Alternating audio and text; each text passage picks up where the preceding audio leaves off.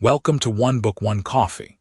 Today, we're diving into John Stuart Mill's On Liberty, a choice that sets you apart, choosing to explore the thought-provoking ideas of Mill instead of getting lost in the ceaseless scroll of social media or the endless episodes of a TV show speaks volumes about your commitment to personal growth and intellectual curiosity.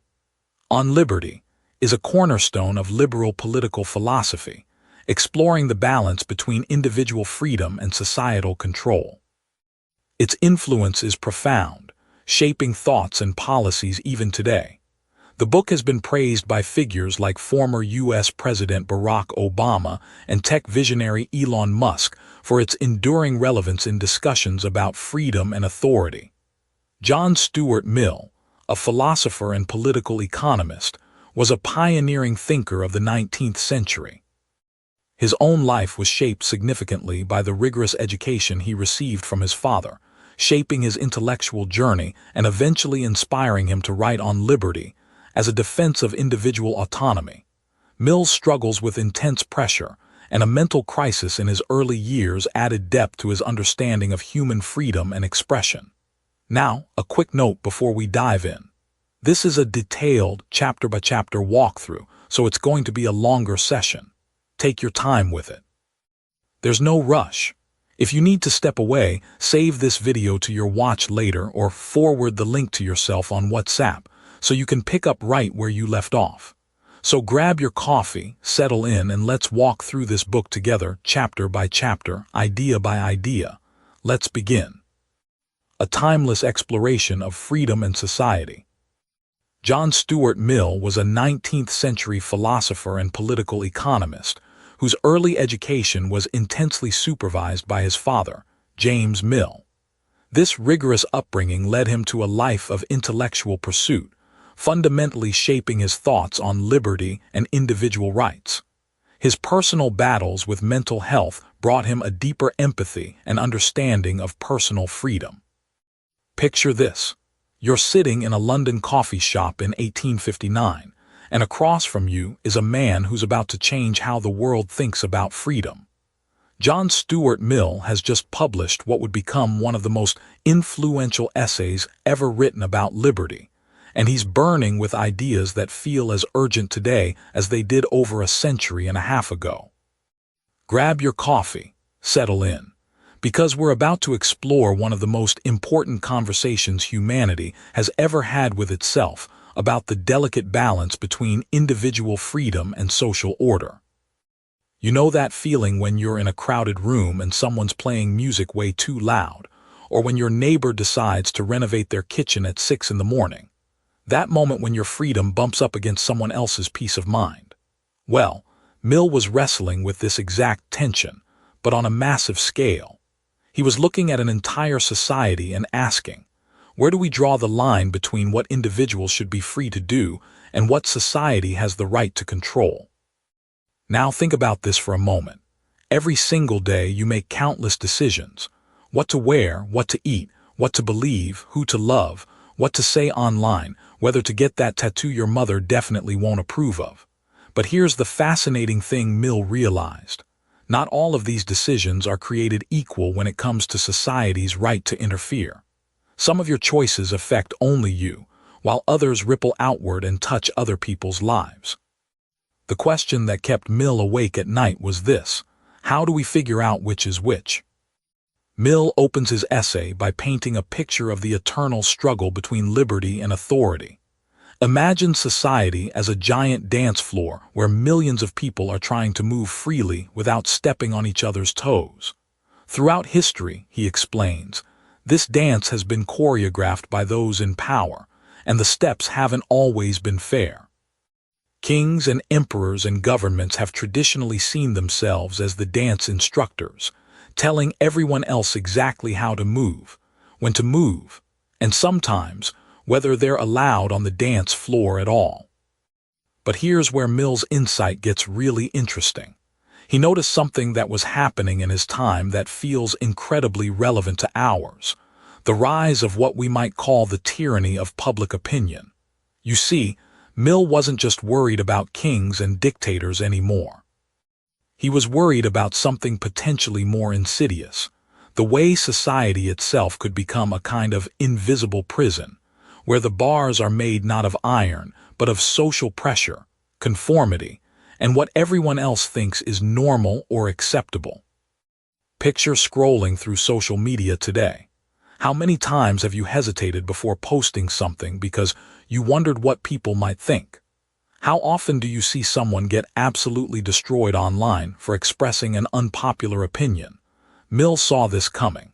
He understood that in democratic societies, we might trade the obvious tyranny of kings for the subtle but equally dangerous tyranny of the majority. The crowd, he realized, could be just as oppressive as any dictator, maybe more so because their power feels legitimate and their influence is everywhere. Here's a story that captures what Mill was getting at. Imagine you're a vegetarian in a small town where everyone hunts and fishing is the primary industry. You're not trying to stop anyone else from eating meat. You're just quietly living your own values. But the social pressure is immense. People question your choices at every dinner party, make jokes about your lifestyle, maybe even suggest you're somehow unpatriotic or weird. This is exactly the kind of social tyranny Mill was concerned about. Nobody's passing a law against vegetarianism, but society is making it clear that your choice isn't welcome. Mill recognized that this problem was only going to get worse as societies became more democratic and connected. The more we live in each other's pockets, the more opportunities there are for social pressure to squeeze individual liberty. And he was writing this in 1859, long before television, the internet, or social media amplified these dynamics beyond anything he could have imagined. But here's what makes Mill's approach so brilliant and so different from other thinkers of his time. Instead of just complaining about the problem, he set out to create a practical framework for thinking about liberty. He wanted to give us tools to navigate these tricky waters, to help us figure out when society has a legitimate interest in controlling individual behavior and when it absolutely doesn't. Think about some of the debates we're having right now. Should the government be able to require you to wear a seatbelt? What about a motorcycle helmet? Should there be limits on what you can post on social media? Can your employer fire you for political opinions you express in your personal time? Should the government regulate what you eat or drink? These aren't abstract philosophical questions. They're the real, messy, complicated situations where Mill's ideas about liberty get tested every single day. Mill's genius was recognizing that we needed a principle, a kind of North Star to guide us through these decisions. He wasn't interested in creating endless lists of what should and shouldn't be allowed. Instead, he wanted to give us a way of thinking about these questions that would work across different situations and different times. He was essentially trying to create a universal GPS for navigating the territory between individual freedom and social responsibility. Now, here's where Mill's personal story becomes really important for understanding his ideas. This wasn't just an academic exercise for him. He had lived through his own struggles with social conformity and individual expression. His father had subjected him to an incredibly rigid education, stuffing his head full of knowledge but leaving little room for emotional development or personal discovery. Mill had experienced firsthand what it felt like to be shaped entirely by someone else's vision of what he should become. But perhaps even more significantly, Mill had fallen deeply in love with a married woman, Harriet Taylor, in a society where such relationships were absolutely scandalous. For years, they conducted an intellectual and emotional partnership that society viewed as deeply inappropriate. They eventually married after her husband's death, but not before experiencing the full force of social disapproval. Mill knew what it meant to have your personal choices scrutinized, judged, and condemned by society, even when those choices harmed no one else. This personal experience gave Mill's philosophy a depth and urgency that purely academic treatments of liberty often lack. He wasn't just thinking about freedom in the abstract. He was thinking about real people trying to live authentic lives in the face of social pressure to conform. He understood that the stakes weren't just philosophical, they were deeply personal and human. Consider how this plays out in contemporary life. Think about someone struggling with their sexual orientation in a conservative community, or an artist trying to create challenging work in a culture that prefers safe, familiar entertainment, or an entrepreneur with an unconventional business idea that everyone thinks will fail. These people are living out the tension Mill identified between individual authenticity and social conformity. Mill also understood something that feels particularly relevant in our polarized times, that society's tendency to suppress individual liberty often comes from a place that feels virtuous. People who want to control other people's behavior usually believe they're protecting society, maintaining order, or upholding important values. The tyranny of the majority doesn't usually announce itself as tyranny. It presents itself as moral responsibility. Think about how many social movements throughout history have started with individuals doing things that society initially found threatening or inappropriate. The early feminists demanding the right to vote, civil rights activists challenging segregation, environmentalists questioning industrial practices, even entrepreneurs starting businesses that disrupted traditional industries. In each case, society's initial instinct was often to suppress these individual expressions of liberty because they challenged the status quo. Mill saw that this pattern would keep repeating unless we developed better principles for distinguishing between legitimate social concerns and mere prejudice or resistance to change. He wanted to create a framework that would protect society's genuine interests while preserving space for individual experimentation, innovation, and growth. Here's what's particularly fascinating about Mill's approach. He wasn't interested in creating a system where individual liberty always wins, or where social order always trumps personal freedom. He understood that both individual liberty and social cohesion are valuable, and that the challenge is finding the right balance between them. He was looking for a principle that would allow both to flourish. This is why Mill's ideas feel so relevant today. We're living through a time when the tension between individual liberty and social responsibility is playing out on a global scale. Questions about pandemic responses, climate change policies, digital privacy, free speech on social platforms, and countless other issues all come down to this fundamental question. When does society have the right to limit individual freedom, and when should individual liberty take precedence over social pressure or collective preferences? Mill's introduction to his essay on liberty is essentially his way of saying, this is one of the most important conversations we can have as human beings living together in society. It's not just a political question or a legal question. It's a deeply human question about how we can create conditions where both individuals and communities can thrive. As we prepare to dive deeper into Mill's specific arguments and principles, it's worth remembering that he wrote this essay not as a detached academic exercise, but as a passionate plea for a more thoughtful, more generous approach to human freedom. He believed that societies that protect and nurture individual liberty don't just benefit individuals. They benefit everyone by creating conditions for innovation, progress, and human flourishing. So as we continue our journey through Mill's on liberty, keep in mind that we're not just exploring abstract philosophical concepts.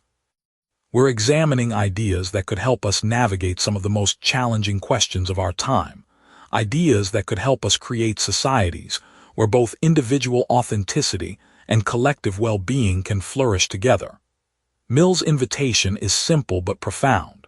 Let's think more carefully about freedom, not just because it's interesting, but because getting it right matters enormously for the kind of world we want to live in. The conversation Mill started in 1859 is still happening today, in courtrooms and coffee shops, in social media debates and family dinner conversations. His ideas about liberty continue to shape how we think about everything from personal relationships to government policy. And as we'll see, his insights remain remarkably fresh and relevant for anyone trying to navigate the complex dance between individual freedom and social responsibility in the modern world. Picture this. You're sitting in your favorite coffee shop, steam rising from your cup, and someone at the next table starts sharing an opinion that makes your blood boil. Maybe they're defending a political position you despise or arguing for something you consider morally wrong. Your first instinct might be to tell them to shut up, or at least to tune them out completely. But John Stuart Mill would lean over and whisper in your ear, "Wait, listen. That uncomfortable feeling you're experiencing. That's the sound of progress trying to happen." Welcome back to our journey through Mill's On Liberty, where we're settling in with what might be his most provocative and enduring chapter, of the liberty of thought and discussion. If you thought Mill was radical in his ideas about individual freedom, wait until you hear what he has to say about letting people speak their minds, even when those minds are filled with ideas we find repugnant, dangerous, or just plain wrong. Now, before we dive into the deep end of this intellectual pool, let's set the scene. Mill is writing in 1859, in a world where expressing the wrong opinion could still get you thrown in prison, exiled, or worse. But here's what makes his argument so brilliant and so relevant to our social media age. He's not just talking about government censorship. He's talking about something far more subtle and pervasive, what he calls the tyranny of opinion that society itself can impose on individuals who dare to think differently. Mill starts with a fundamental premise that might surprise you. He doesn't argue for free speech because he believes all opinions are equally valid, or because he's some kind of relativist who thinks truth doesn't exist. Quite the opposite. Mill is passionate about truth, almost obsessed with it. His argument for free speech is actually an argument about the best way to discover and preserve truth in a world full of fallible human beings. Think about this for a moment. When was the last time you changed your mind about something important? Really changed your mind, not just tweaked your position slightly, but fundamentally shifted your understanding. It's uncomfortable, isn't it? Mill understood that discomfort, and he built his entire philosophy around the idea that this discomfort is actually essential for human progress. Here's where Mill gets really interesting. He presents us with several scenarios that challenge our intuitions about when it's okay to silence speech. First, imagine we're absolutely certain that an opinion is false. Surely, Mill's critics argue we can silence obviously false and harmful ideas, but Mill pushes back hard against this. He reminds us that throughout history, the opinions that were obviously false to one generation became the accepted truths of the next. The earth revolves around the sun. Obvious nonsense, according to the authorities who condemned Galileo. Democracy could work for ordinary people. Ridiculous, said the educated elites of Mill's time. Mill isn't being naive here. He knows that some ideas really are false and some really are harmful. But he's making a deeper point about human fallibility. Even when we're right, we can't know we're right unless we've genuinely engaged with the best arguments against our position. It's like a muscle that atrophies without resistance training. Our beliefs, no matter how true, become weak and lifeless if they're never challenged. But here's where Mill's argument becomes even more sophisticated. What if an opinion is not just false, but actually true? Surely then we should silence those who oppose it. Again, Mill surprises us by saying no. Even true opinions, he argues, can become dead dogma if they're not regularly challenged. Think about how many people today can recite democratic principles or human rights declarations without having any real understanding of why these principles matter or what they cost to establish. Mill tells us about the danger of what he calls dead dogma. These are truths that have become so accepted, so unquestioned, that they lose their vital force. They become like religious creeds that people recite without feeling, like wedding vows spoken by rote. The truth is still there, technically, but it's lost its power to guide and inspire human action. Now, here's where things get really practical for our modern world. Mill is essentially predicting the echo chamber effect that we see so clearly in our digital age. When we only hear opinions that confirm what we already believe, when we can curate our information diet to exclude anything that challenges us, we're creating exactly the kind of intellectual stagnation that Mill warned against.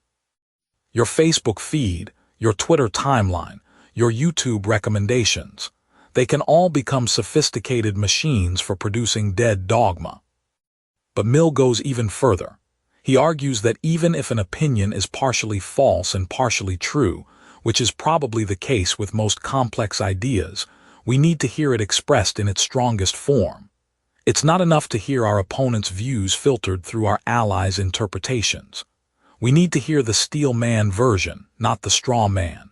We need to wrestle with ideas at their most challenging, not their most convenient. Think about how this plays out in contemporary political debates. How often do you hear one side accurately representing the other side's position? Mill would say this isn't just intellectually dishonest. It's actually harmful to the side doing the misrepresenting. When you only argue against weak versions of opposing views, you never develop the intellectual muscles necessary to defend your own position against serious challenges. Mill illustrates this with a fascinating discussion of religious belief in his era. He points out that in countries where Christianity faced no serious intellectual opposition, Christian belief often became shallow and formalistic. Believers could recite the doctrines, but they couldn't explain why they mattered or how they applied to real moral questions. Meanwhile, in places where Christianity was actively challenged by other worldviews, believers were forced to think more deeply about their faith, to understand not just what they believed, but why they believed it. This principle extends far beyond religion. Consider how this applies to any strongly held conviction in your own life. Maybe you believe deeply in environmental protection, or free market economics, or the importance of education. Now ask yourself, do you really understand the strongest arguments against your position? Have you engaged seriously with the smartest critics of your worldview? If not, Mill would suggest that your beliefs, however true they might be, are probably weaker and less useful than they could be. But here's where Mill addresses the obvious objection that you're probably thinking right now. What about genuinely harmful speech? What about ideas that, if widely accepted, would cause real damage to real people? Mill doesn't dodge this question. He acknowledges that there can be circumstances where expressing certain opinions might cause immediate harm, but he sets the bar very high for when this justifies censorship.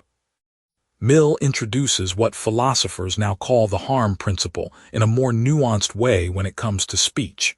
It's not enough that an idea might eventually lead to harm if people believe it. The connection between the speech and the harm has to be direct and immediate. He gives the example of an angry mob gathered outside a corn dealer's house. Telling that mob that corn dealers are enemies of the poor might be the same opinion that would be perfectly acceptable to express in a newspaper editorial. But in that context, with that audience, it becomes an immediate incitement to violence. This distinction is crucial for understanding how Mill's principles might apply to our digital age. The same opinion that might be perfectly acceptable in a scholarly journal or a thoughtful blog post could become harmful when weaponized through targeted harassment campaigns, or when amplified by algorithmic systems that strip away context and nuance. Mill also grapples with what we might now call the paradox of tolerance. Should a tolerant society tolerate intolerant ideas? His answer is characteristically nuanced. He argues that we should tolerate even intolerant ideas in the realm of discussion and debate, but we don't have to tolerate actions that would shut down discussion and debate themselves. In other words, you have the right to argue that certain groups shouldn't have rights, but you don't have the right to prevent those groups from arguing back.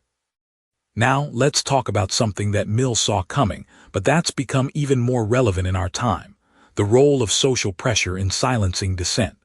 Mill understood that government censorship was just one threat to free thought.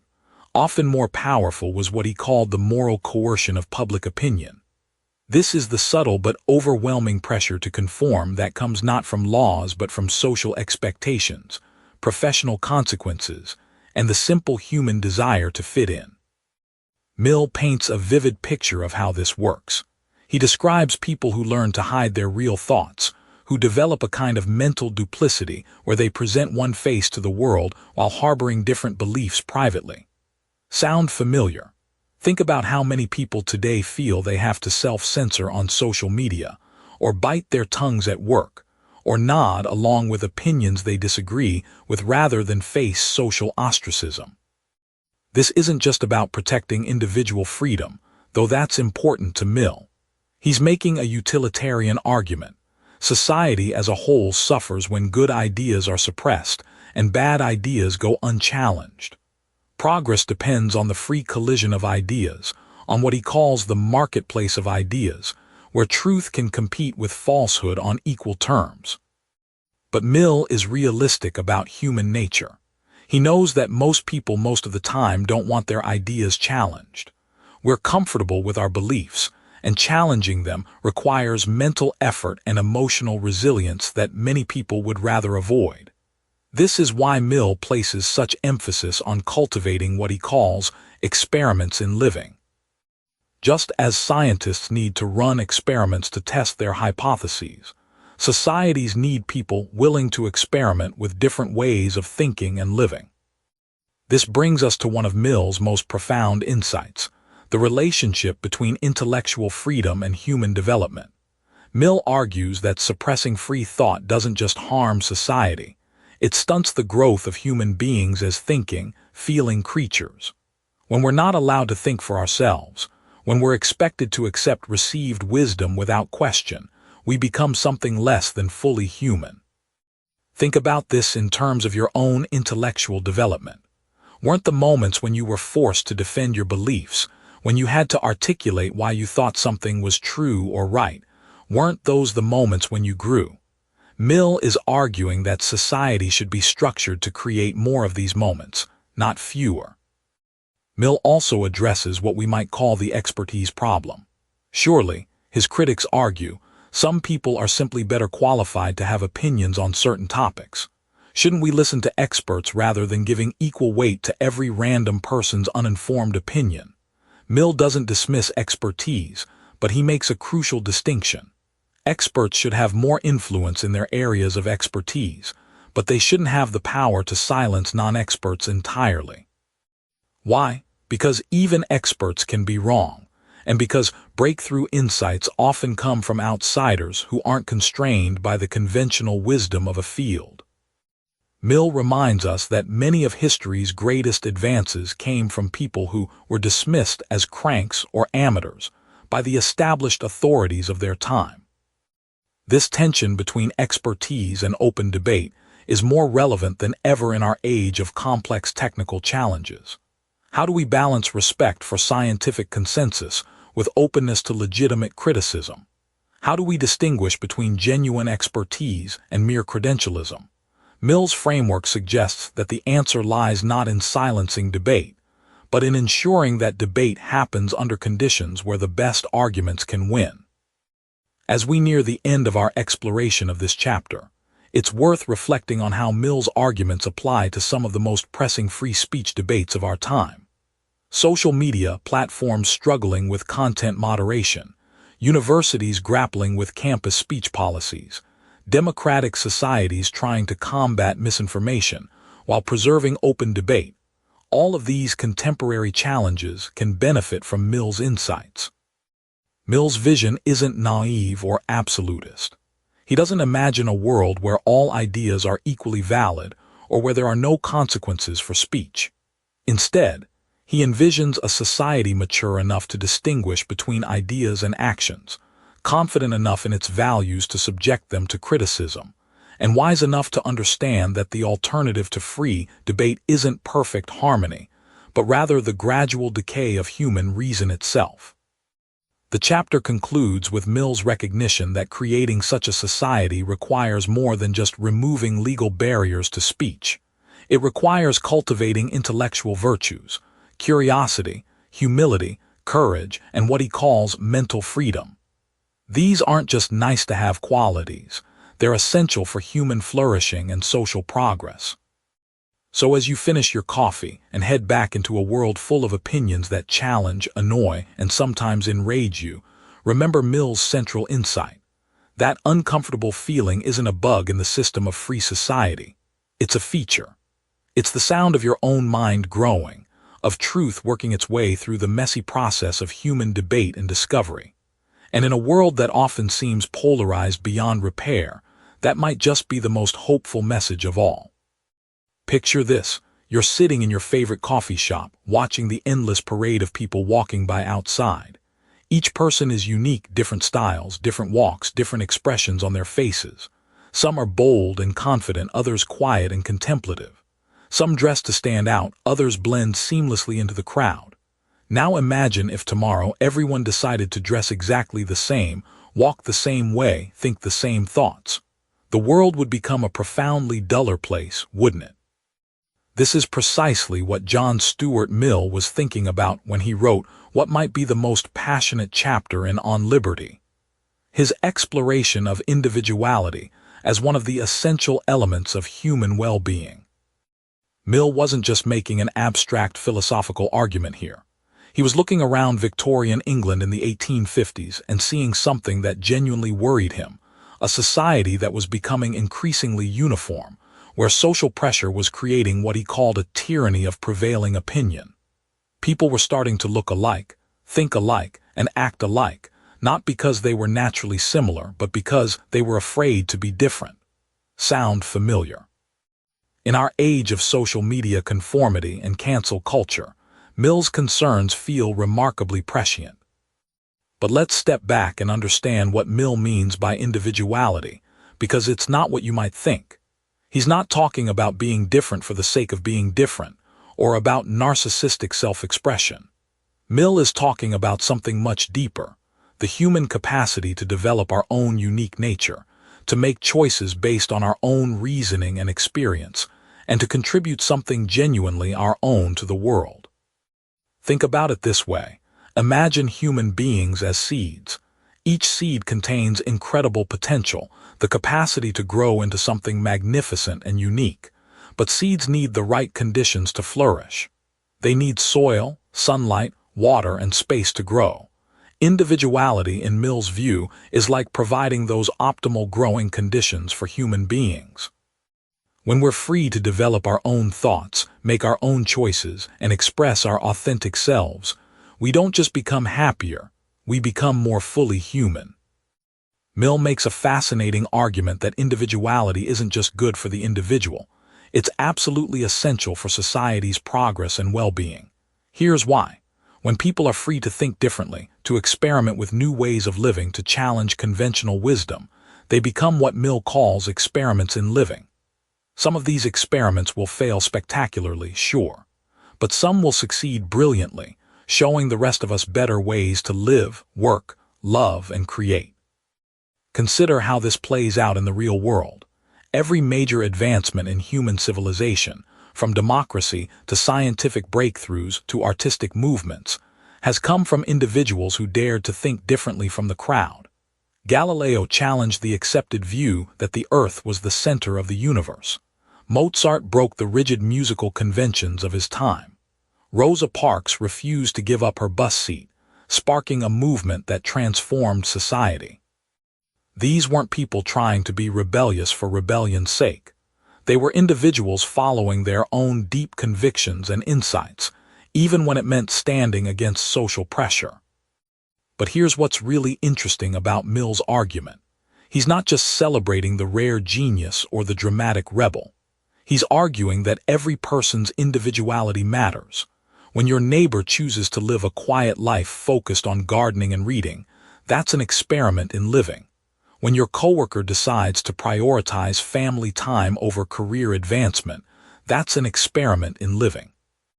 When someone chooses to express their creativity through cooking rather than traditional art forms, that's an experiment in living. Each of these choices adds something to humanity's collective understanding of what it means to live well. Now you might be thinking, this sounds great in theory, but doesn't too much individuality lead to chaos and selfishness? Mill anticipated this concern, and his response is brilliant. He argues that true individuality actually requires a high degree of self-discipline and consideration for others. When you're making genuine choices based on your own reasoning and values, rather than just following impulses or social pressure, you become more thoughtful, not less. You have to consider the consequences of your actions, both for yourself and others.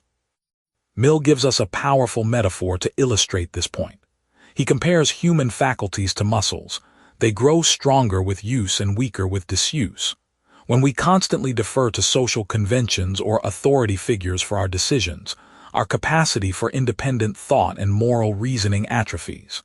We become, in Mill's words, like a machine rather than a fully developed human being. But when we exercise our faculties of choice, reasoning, and self-reflection, they become stronger and more refined. This has profound implications for how we think about education, parenting, and social policy. Mill argues that instead of trying to mold people into predetermined shapes, we should focus on developing their capacities for independent thought and choice. A good education doesn't just fill students with facts and skills. It teaches them how to think critically, how to evaluate different perspectives, and how to make reasoned decisions about their own lives. Think about the difference between a parent who micromanages every aspect of their child's life versus one who provides guidance while allowing the child to make age-appropriate choices and learn from mistakes. The first approach might produce short-term compliance, but the second develops the child's capacity for independent judgment and self-direction, qualities they'll need throughout their lives. Mill also makes a crucial distinction between what he calls conformity and custom. He's not against all traditions or social norms. Many customs exist because they represent accumulated wisdom about what works well. The problem arises when we follow customs blindly, without thinking about whether they still make sense in our particular circumstances. A custom that made perfect sense in one time and place might be completely inappropriate in another. Consider how this plays out in modern professional life. The traditional 9-to-5 office job was designed for an industrial economy where physical presence was necessary for most work.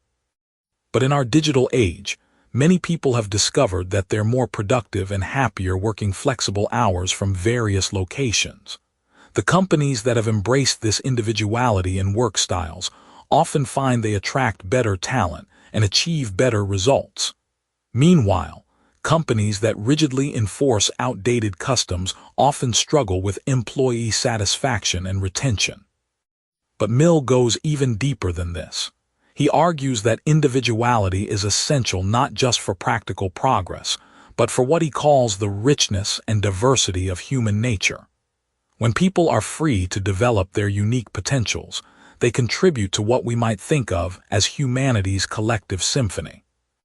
Just as a symphony is more beautiful when it includes many different instruments playing their unique parts, human civilization is richer when it includes people living authentically different lives. This doesn't mean that anything goes, of course. Mill is careful to maintain his harm principle. Your freedom to be individual extends right up to the point where it starts harming others. But within that broad boundary, he argues for maximum freedom of self-development and expression. Now, here's where Mill's insights become particularly relevant to our current moment. We live in an age of unprecedented connectivity, where social media algorithms can create echo chambers, and where viral trends can pressure millions of people toward conformity. We see people crafting their online personas not based on their authentic selves, but based on what they think will get likes and approval. We see young people struggling with anxiety and depression, partly because they feel pressure to live up to curated images of how life should look. Mill would argue that this kind of conformity pressure is not just individually harmful, it's stunting our collective growth as a society. When everyone is trying to fit the same mold, we lose the diversity of perspectives and approaches that drive innovation and progress. We end up with what Mill calls the tyranny of prevailing opinion, where social pressure becomes just as oppressive as government censorship. But Mill also gives us hope. He argues that even in societies with strong conformity pressures, there will always be some individuals who resist, who insist on thinking and living for themselves. These people serve as what we might call canaries in the coal mine. They show us possibilities we might not have imagined and warn us when our social pressures are becoming too restrictive.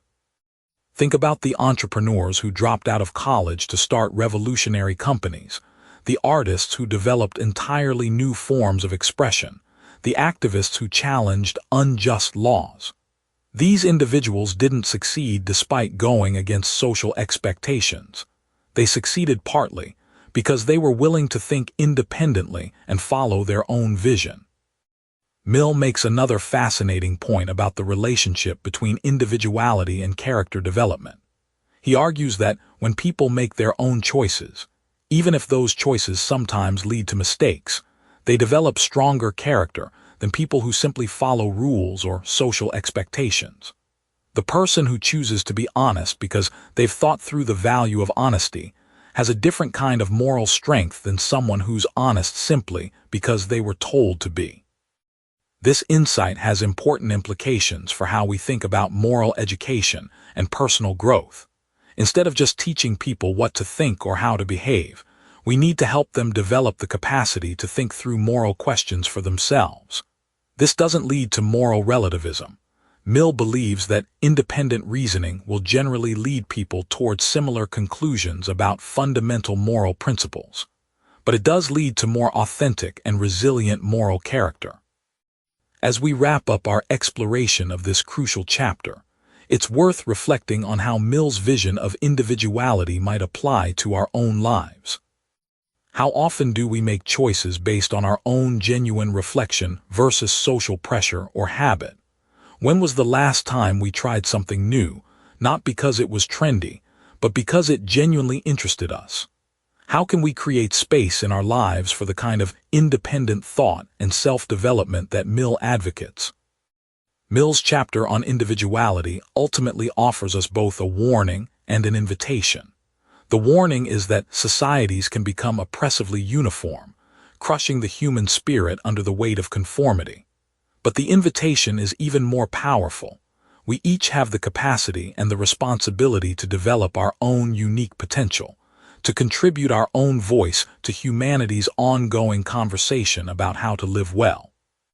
In our next exploration, we'll see how Mill applies these principles of individual liberty to specific areas of life, examining the practical boundaries between personal freedom and social responsibility. But for now, as you finish your coffee and step back into the world, consider this. You are a unique experiment in living, with your own potential contributions to make to the human story. Mill would encourage you to embrace that responsibility with both courage and thoughtfulness, knowing that your authentic development serves not just your own well-being, but the flourishing of our entire human community. Picture this: you're sitting in a coffee shop, and at the table next to you, someone's having an animated phone conversation that's getting louder and more personal by the minute. You start feeling uncomfortable, maybe even annoyed. But then you catch yourself thinking, well, they have the right to talk, don't they? And that's when it hits you, you've just stumbled into one of the most fascinating puzzles of human society. Where exactly does my freedom end and yours begin? When does society get to step in and say, okay, that's enough? And when should it keep its hands off entirely? This is precisely the territory John Stuart Mill explores in what might be the most practical chapter of On Liberty, the question of limits to society's authority over the individual. And trust me, this isn't some dusty philosophical debate that only matters in university lecture halls. This is the stuff of everyday life, the invisible lines we're all navigating whether we realize it or not. Mill starts with a deceptively simple premise, but like most simple-sounding ideas, it's absolutely revolutionary when you really think about it. He argues that society should only interfere with an individual's liberty when that person's actions harm others. Sounds reasonable, right? But wait, what exactly counts as harm? And who gets to decide? Suddenly, this simple principle opens up a whole universe of complexity that we're still wrestling with today. Think about it this way. Imagine society as a giant shared apartment, and we're all roommates trying to figure out the house rules. Some things are obvious. You can't blast music at 3 in the morning because it directly harms your roommate's sleep. But what about cooking fish in the microwave? Technically, it doesn't harm anyone, but it sure makes the whole place smell awful. Where do we draw the line between individual freedom and collective comfort? Mill understood that this boundary isn't fixed. It's more like a living, breathing thing that shifts based on circumstances, culture, and the needs of the time.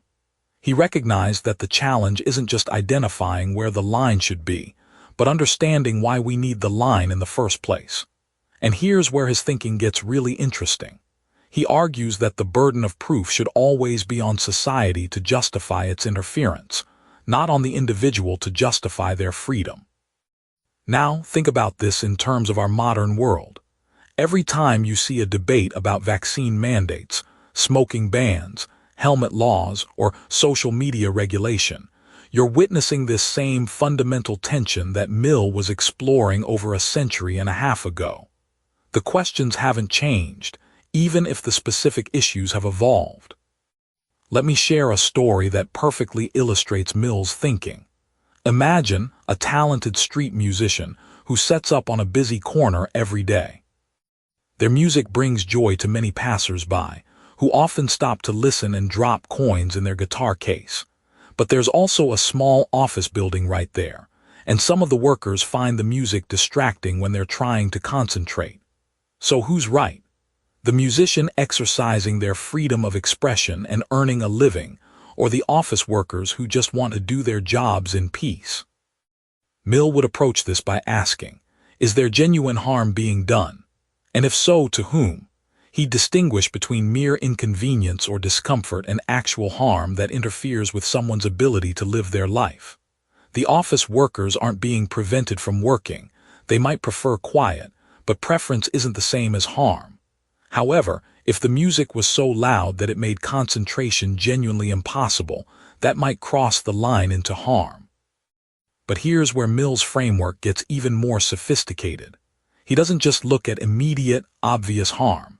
He also considers what we might call the social ecology, how individual actions ripple out and affect the broader community. It's like throwing a stone into a pond and watching the circles spread outward. Sometimes those ripples are barely noticeable, and sometimes they create waves that rock other people's boats. Consider the question of education, which Mill spent considerable time thinking about. Should society be able to require parents to educate their children? At first glance, this might seem like an interference with parental freedom. After all, shouldn't parents have the right to make decisions about their own children? But Mill argues that children have rights too, including the right to develop their potential and become capable, thinking adults. When parents fail to educate their children, they're not just exercising personal choice. They're potentially harming both the child and society, which will eventually have to deal with the consequences of that neglect. This is where Mill's thinking becomes beautifully nuanced. He's not just drawing a simple line between individual and social rights. He's recognizing that we exist in webs of relationship and responsibility that make pure individualism impossible. Your choices affect me, my choices affect you, and all of our choices together shape the kind of society we live in. Now let's talk about something that probably hits close to home for many of us, the question of lifestyle choices and their social consequences. Mill lived in an era when alcohol consumption was a major social issue, and the temperance movement was gaining steam. Sound familiar? Today, we might think about similar debates around smoking, drug use, obesity, or even screen time. The question is always the same: when does a personal choice become a social problem? Mill's approach here is fascinating and surprisingly modern. He acknowledges that seemingly personal choices can have social costs.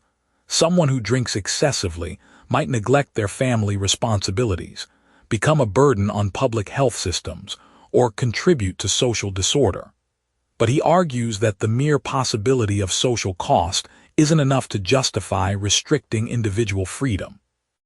Instead, we should focus on the actual consequences of specific behaviors, not the behaviors themselves. Think about this in terms of motorcycle helmet laws.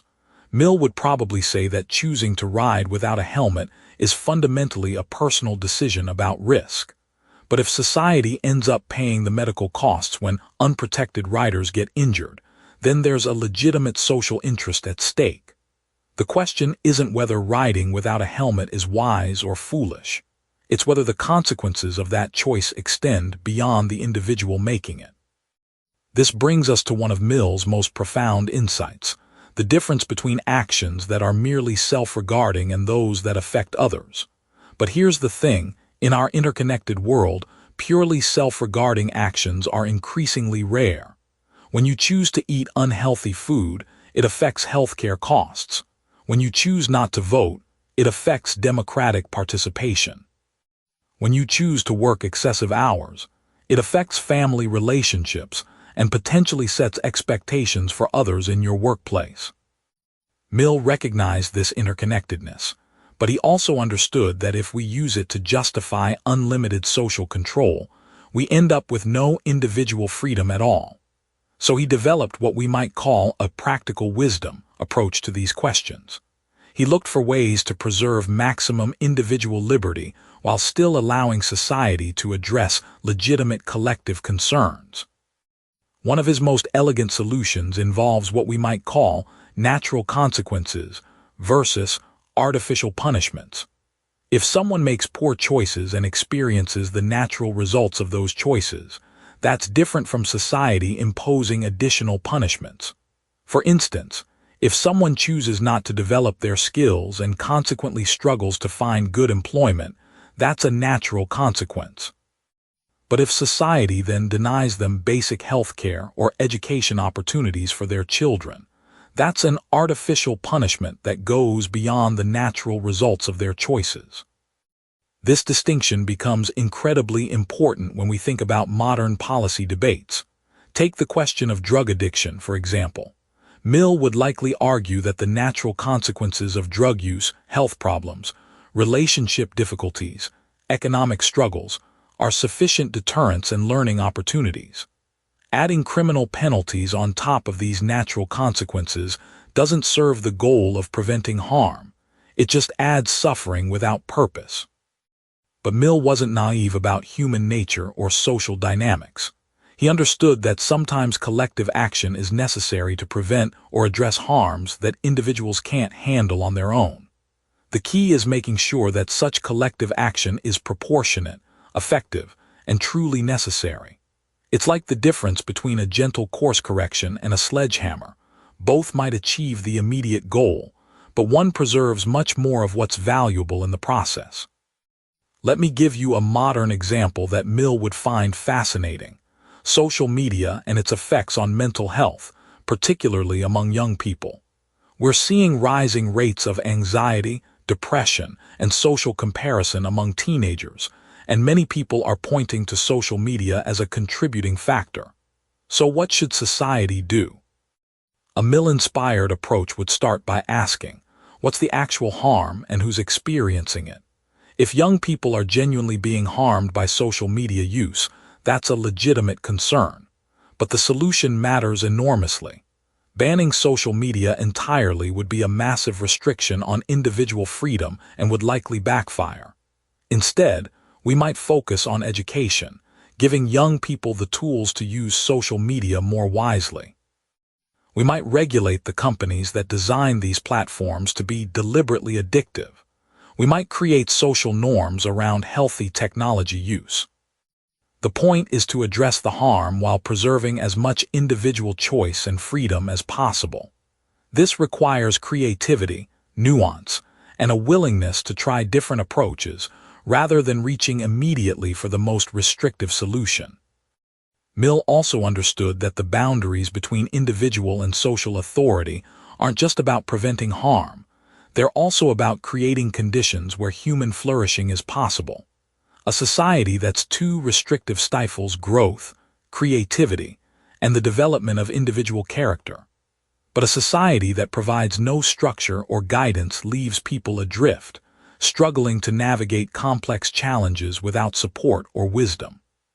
Think about it like gardening.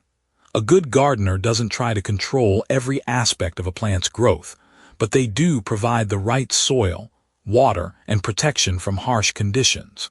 They might prune away diseased branches or provide support for heavy fruit, but always with the goal of helping the plant reach its full potential, not forcing it into an unnatural shape. This is perhaps Mill's greatest insight about the limits of social authority. The goal should always be to create conditions where individuals can develop their own capacities, make their own choices, and learn from their own experiences. Society's role is supportive and protective, not directive and controlling.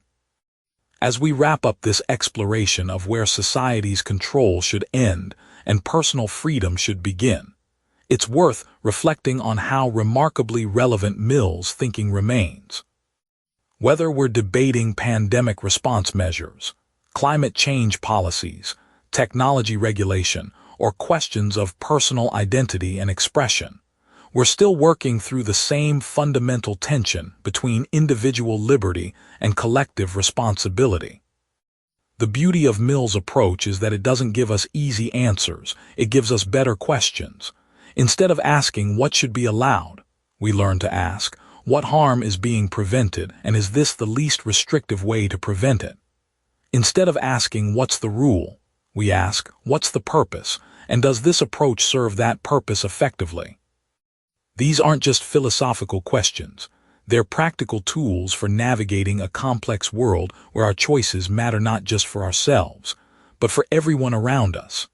And perhaps that's the most important lesson of all, that freedom and responsibility aren't opposites, but partners in the ongoing project of creating a society where everyone has the chance to flourish. The conversation continues, one cup of coffee and one thoughtful discussion at a time, as we work together to find that delicate balance between liberty and community that makes life both free and meaningful. Picture this. You've just finished reading a brilliant philosophical treatise about freedom and individual liberty, and now you're wondering, okay, but how does this actually work in real life? That's exactly where John Stuart Mill finds himself in this final section of On Liberty. He's laid out his beautiful theory about the harm principle and individual autonomy, but now comes the rubber meets the road moment. How do we actually apply these lofty ideals to the messy, complicated world we live in? Mill understood something that many philosophers miss entirely. Theories are worthless unless they can guide us through real decisions. So he rolls up his sleeves and dives into the controversial issues of his day, showing us how his principles of liberty actually work when applied to concrete situations. And here's what's fascinating. The issues he grappled with in the 1850s sound remarkably familiar to our modern ears. Let's start with one of the most heated debates of Mill's time, the regulation of alcohol. Now you might think, what could be more straightforward? If someone wants to drink, that's their business, right? But Mill shows us it's not quite that simple. The temperance movement was gaining serious momentum in Victorian England, with passionate advocates arguing that alcohol was destroying families, creating poverty, and undermining the moral fabric of society. Sound familiar? We're still having versions of this same debate today, whether it's about alcohol, marijuana, or other substances. Mill's approach is beautifully nuanced. He acknowledges that yes, excessive drinking can absolutely harm others. Think about domestic violence, neglected children, or someone drinking and driving, though they didn't have cars back then. But here's where his harm principle becomes so practical and powerful. He distinguishes between drinking that actually harms others and drinking that merely offends other people's sensibilities or moral beliefs. Consider this scenario Mill presents. Imagine a person who drinks moderately in the privacy of their own home, maintains their job, treats their family well, and fulfills all their social obligations. The temperance advocates might still object because they believe drinking is inherently immoral. But Mill asks us, where's the harm to others? The fact that some people disapprove of alcohol doesn't give them the right to ban it for everyone else. This distinction between actual harm and mere offense becomes crucial for understanding liberty in practice. But Mill doesn't stop there. He recognizes that the alcohol question gets more complex when we consider what economists today call externalities, the indirect effects of our actions. If someone drinks so much that they can't support their family, aren't they harming their children? If widespread drinking creates social problems that require public resources to address, isn't that harming society? These are the kinds of nuanced questions that make Mill's work so valuable. He's not giving us simple answers. He's teaching us how to think through complex problems. Now, think about how this applies to our modern debates. When we argue about drug legalization, we're essentially having the same conversation Mill was having about alcohol. When we debate smoking bans in public places, we're applying his harm principle. When we discuss regulations on sugary drinks or junk food advertising, we're wrestling with the same fundamental question. At what point does individual choice cross the line into harming others? Mill then turns to another explosive issue of his time, the relationship between church and state. Remember, this was an era when religious establishment was still the norm in much of Europe. The Church of England held enormous political power, and many argued that a strong religious foundation was essential for social stability. But Mill saw this as a profound threat to individual liberty. He makes a compelling case that state-sponsored religion inevitably leads to the oppression of those who believe differently. When the government throws its weight behind particular religious doctrines, it's not just endorsing certain ideas. It's using the coercive power of the state to privilege some citizens over others. Mill understood that true religious freedom requires not just the absence of persecution, but the absence of state favoritism. Here's where Mill's insight becomes particularly sharp. He recognizes that even seemingly neutral government actions can undermine religious liberty. If the state requires businesses to close on Sundays, for instance, it's essentially enforcing Christian Sabbath observance on everyone, regardless of their beliefs. If public schools teach only Christian prayers or values, they're marginalizing students from other faiths or no faith at all. This principle resonates powerfully in our contemporary debates about religious freedom. When we argue about prayer in schools, religious symbols on public property, or faith-based exemptions from generally applicable laws, we're grappling with the same fundamental tension Mill identified. How do we respect people's religious convictions while ensuring that no one's beliefs are imposed on others through the machinery of government? Mill also tackles the thorny question of education, which in his time was largely controlled by religious institutions. He argues passionately that education is too important to be left entirely to private or religious authorities, but he's equally concerned about the dangers of state-controlled education. If the government controls what children learn, doesn't that give it enormous power to shape minds and suppress dissenting ideas? His solution is characteristically nuanced.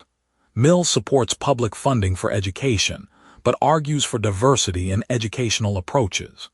He envisions a system where parents have real choices about their children's education, where different schools can offer different perspectives and methods. The state's role should be to ensure that all children receive a basic education, not to dictate exactly what form that education takes. Think about how prescient this was. Mill was anticipating debates we're still having today about school choice, curriculum standards, and educational diversity. When we argue about voucher programs, charter schools, or homeschooling regulations, we're essentially wrestling with the same tension Mill identified between ensuring universal education and preserving individual freedom. But perhaps Mill's most controversial application of his principles comes when he discusses the role of women in society. Remember, this was the 1850s, when women had virtually no legal rights, couldn't vote, couldn't own property after marriage, and were largely excluded from higher education and most professions. The prevailing wisdom held that women were naturally suited only for domestic roles, and that attempting to change this would undermine the family and society itself. Mill saw this as a massive violation of individual liberty. He argued that denying women equal opportunities wasn't just wrong in principle, it was enormously wasteful in practice. Society was losing the talents and contributions of half its population based on nothing more than prejudice and tradition. He pointed out that we would never accept such restrictions based on eye color or height, so why should we accept them based on sex?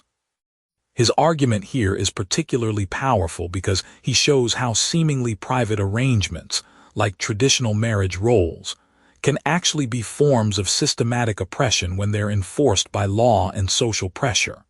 A woman might genuinely prefer domestic life, and that would be her free choice. But when women are legally barred from other options, that preference becomes meaningless. True freedom requires real alternatives.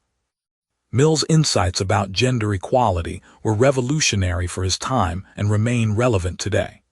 When we debate issues like equal pay, parental leave policies, or workplace discrimination, we're applying his fundamental insight that artificial barriers based on irrelevant characteristics violate both individual liberty and social efficiency.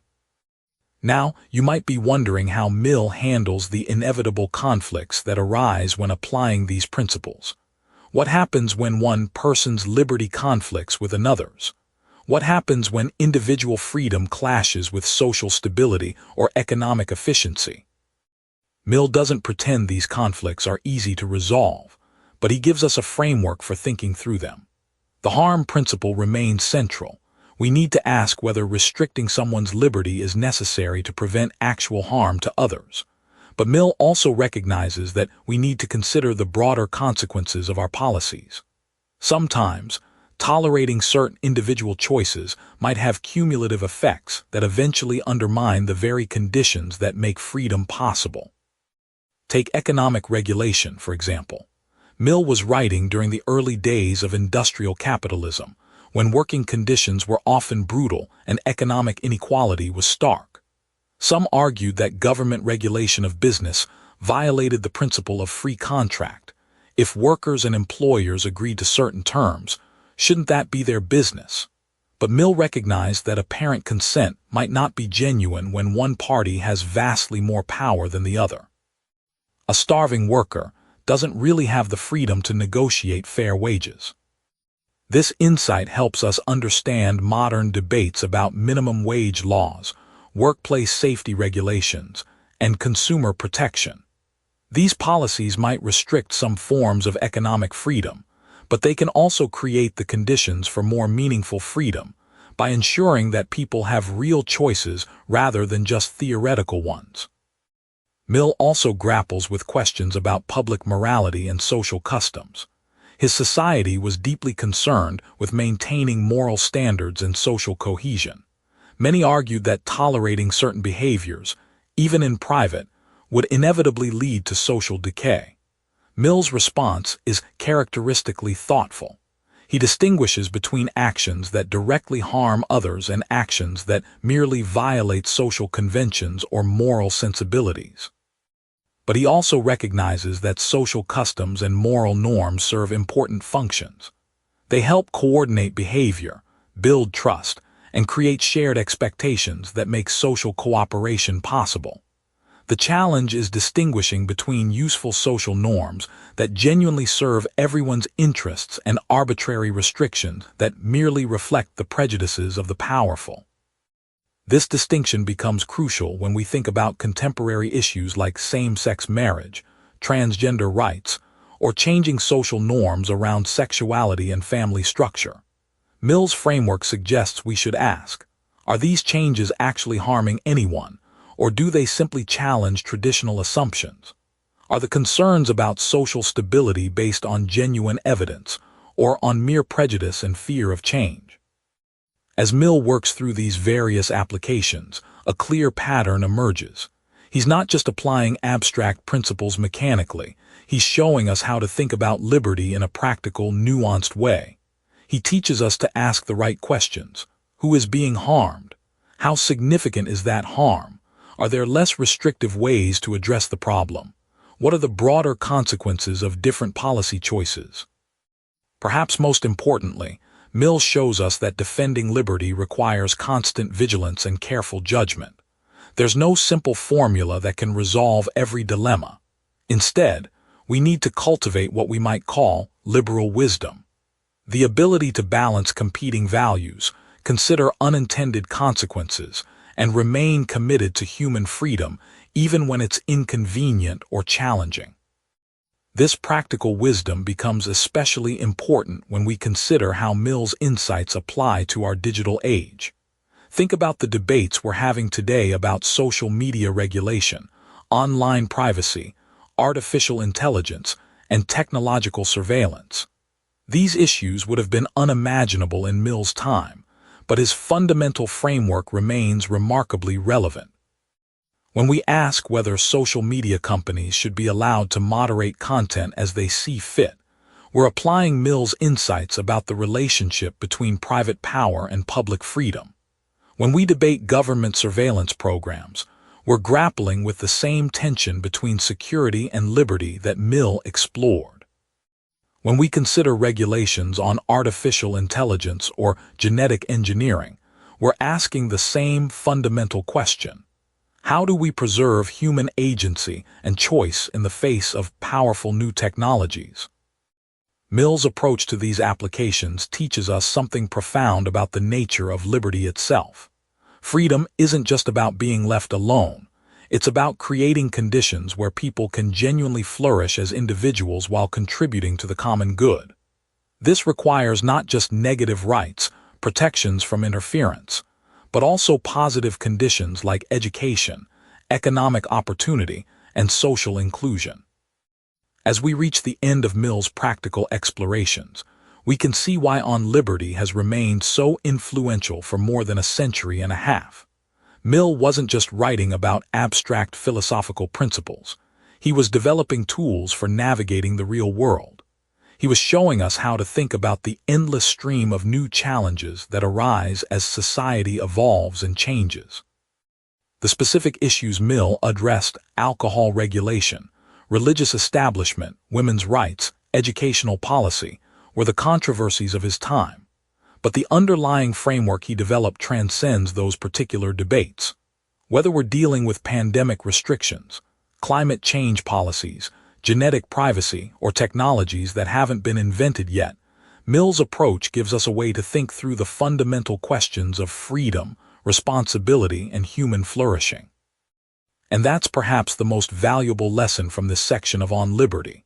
Principles without applications remain mere abstractions, but applications without principles become mere prejudice. Mill shows us how to bridge that gap, how to remain true to our deepest values while adapting to new circumstances and challenges. In doing so, he gives us not just a philosophy of liberty, but a practical guide for living as free and responsible human beings in a complex and changing world. John Stuart Mill's On Liberty is a profound exploration of the balance between individual freedom and societal authority. It underscores the importance of individuality, freedom of expression, and the inevitable progress that results when individuals are free to pursue their own paths. The book advocates for a society where the liberty of each individual is protected against tyranny. Here are some key takeaways. 1. Champion individuality. Mill emphasizes the importance of individuality as a fundamental component of well-being. To apply this practically, start incredibly small by embracing your unique qualities. It's about recognizing your own preferences and beliefs even when they differ from the majority. Ensure that you express your individuality in your daily choices, whether it's in your work, hobbies, or opinions. 2. Protect freedom of expression **. Mill argues that all ideas, even the unpopular ones, should be openly discussed. In practice, this means engaging in conversations and debates with an open mind. Be patient with yourself and others, creating a space where diverse opinions are not just tolerated but valued. 3. Guard against tyranny of the majority **. Mill warns against the societal pressure to conform.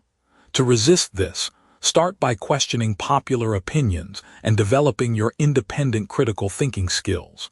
Challenge yourself to understand the reasoning behind your beliefs and be open to change if evidence compels it. 4. Promote progress through diversity asterisk. A society thrives on the diversity of its members. Encourage innovation and progress by supporting varied cultural and intellectual pursuits. Apply this in your life by surrounding yourself with diverse perspectives and constantly seeking to learn from others. 5. Balance authority and liberty. Mill stresses the delicate balance between individual liberty and societal authority. Practice this by participating in civic duties while maintaining your personal freedoms. Engage in dialogue with decision-makers and advocate for policies that respect individual rights without compromising community welfare.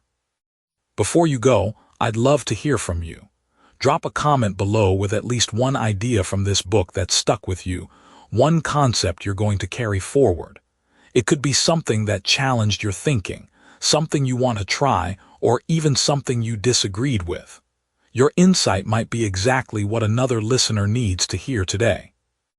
And if this summary gave you something valuable, a new perspective, a spark of motivation, or even just a peaceful hour with your coffee, share it with someone who might need it too. Subscribe to One Book, One Coffee and hit that bell icon so you never miss a new summary. Every week, we sit down together with one great book, one warm cup of coffee, and the simple belief that wisdom, shared well, can change lives. Until next time, keep reading, keep growing, and remember, every small step counts. See you at the next book.